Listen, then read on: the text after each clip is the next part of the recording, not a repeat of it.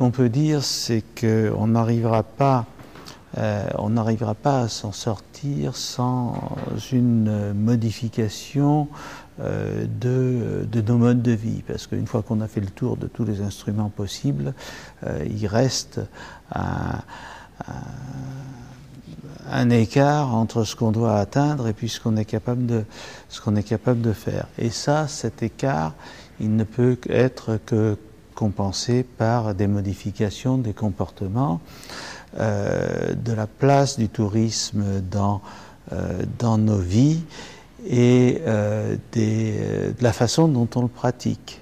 Pour rappeler quelle a été un peu l'origine de tout ça, de tout ce tourisme de masse, ça a été la volonté de donner du temps libre aux gens, et ils ont employé ce temps libre à un certain nombre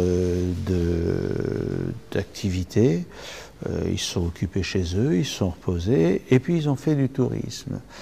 Le tourisme n'est donc qu'une part des usages de notre temps libre, et on peut être heureux dans notre temps libre en faisant autre chose que du tourisme.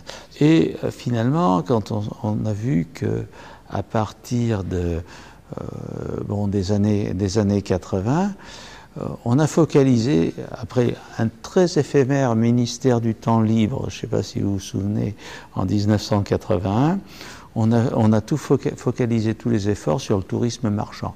Grosso modo, le tourisme uniquement vu comme une manière de piquer du fric aux étrangers, quoi, en gros. Alors c'est pas du tout ça. Enfin, les Français prennent les 2/3 de leur nuitée, si je me souviens bien, dans un univers non marchand, c'est-à-dire ils ne payent pas. C'est la résidence secondaire, c'est les vacances chez les parents, les amis, etc. On peut s'en moquer aussi, mais on verra le résultat à la fin, quoi. C'est-à-dire que ça ne sera pas du tout indifférent qu'on ait dans la deuxième moitié du siècle, pour ceux qui seront là, 2 degrés de plus en moyenne au niveau mondial, ou 3-4 degrés.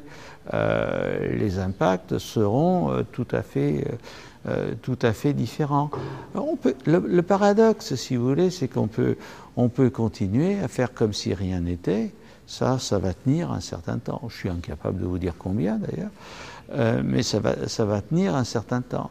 Et puis le jour où il y aura réellement de gros problèmes, je veux dire que ce n'est pas du tourisme qu'on se préoccupera, hein. Le problème principal qu'il faudra gérer, c'est évidemment pas le problème des flux des touristes du nord vers le sud, mais le flux des immigrés du sud vers le nord.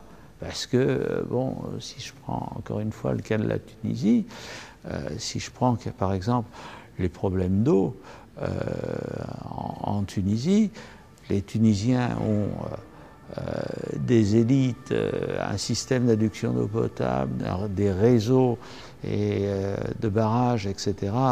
Ils gèrent ça quand même très bien. Mais en fait, ils sont au taquet, ou ils vont l'être sous peu.